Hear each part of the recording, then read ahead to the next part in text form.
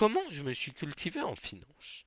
Salut à tous, moi c'est Pana, j'ai 18 ans et je te fais plein de vidéos sur le sujet de la finance. Je vais peut-être te faire des vidéos sur d'autres sujets, à toi de me proposer des vidéos en commentaire. Comment je me suis cultivé en finance? Il y a eu plein de facteurs. Il y a eu mon expérience, ça c'est la chose qui m'a le plus appris je pense. Il y a eu le fait de discuter avec des gens, YouTube et Internet. Puis la curiosité. On se cultiver sans avoir de curiosité, c'est pas en regardant quelque chose si on ne veut pas de cette chose, on va la retenir.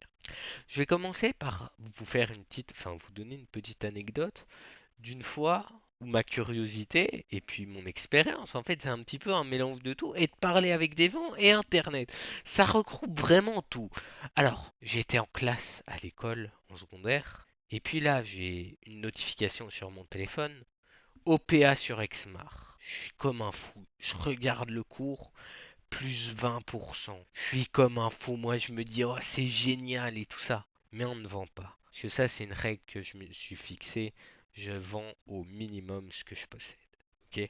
Je suis là, en classe, j'envoie un message rapidement à maman. Maman, regarde Exmar et tout ça. C'est quoi une OPA? Elle répond pas directement. Je tape OPA sur Internet. Opération publique d'achat. J'y comprends rien. J'y comprends rien. Et en fait, c'est parce que quelqu'un avait dit qu'il voulait racheter la société. Il ne l'avait pas fait officiellement, mais il avait dit qu'il allait le faire. Et au final, il a lancé son OPA. Enfin, voilà, il y a eu toute une histoire. Et en fait, là, Internet m'a permis de savoir ce que c'était une OPA, une opération publique d'achat. Ma maman a m'expliqué c'était quoi une OPA, les explications, et puis voilà. Et en fait, à ce moment-là, je me suis intéressé aux OPA et tout. Alors, si vous ne savez pas à qui parler de ça, vous avez tout d'abord l'espace commentaire.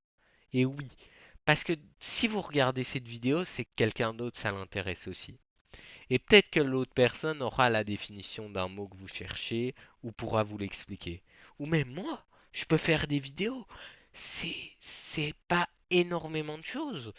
Et si ça peut vous apporter quelque chose, eh ben, je le ferai avec grand plaisir. Par exemple, vidéo, explication de ces termes financiers. Et là, je sélectionne 10 termes et je vous donne des explications. Bon, après, dans le titre, ça va être difficile de mettre les mots à la chaîne. Après, il y a eu aussi pas mal de chaînes YouTube, comme les podcasts que j'écoute le matin de Zone Bourse. C'est vraiment important, je trouve, de rester à l'actualité et tout ça. Et en fait, ces petits podcasts d'une dizaine de minutes à peu près m'ont permis de toujours être à l'actu. Et en plus de l'actu, apprendre des nouvelles choses. Et quand je ne sais pas ce que c'est, je tape sur Internet.